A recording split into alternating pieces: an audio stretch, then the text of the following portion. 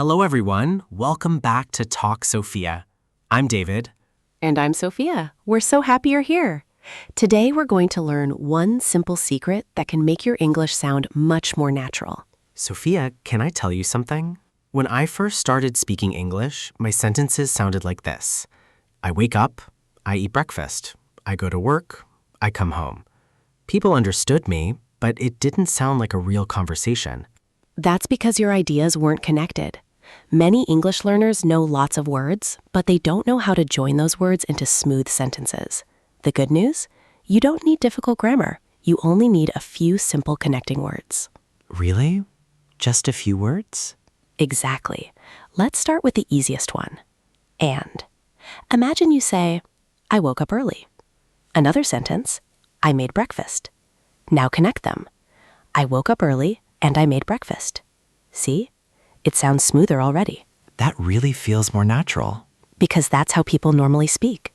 Native speakers don't speak in separate sentences all the time. They connect ideas naturally. What about but? I hear it everywhere. Because it's one of the most useful words in English. Listen, I wanted to go for a walk. Another sentence, it started raining. Now connect them. I wanted to go for a walk, but it started raining.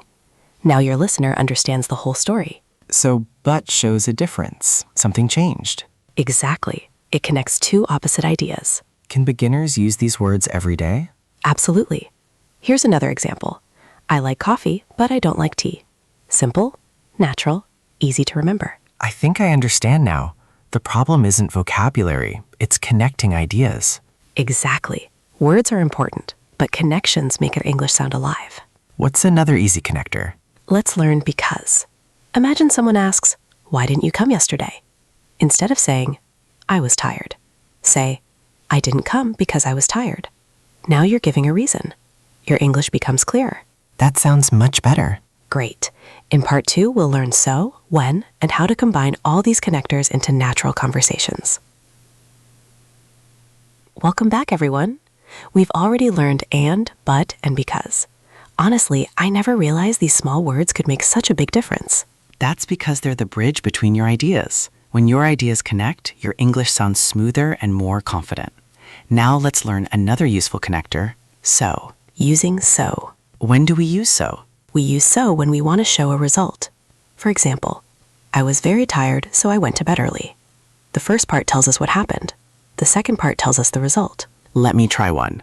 I forgot my umbrella, so I got wet. Perfect. That's exactly how native speakers use so in daily conversations. Using when. What's another easy connector? Let's learn when. It helps us talk about time. For example, when I arrived home, I made a cup of tea.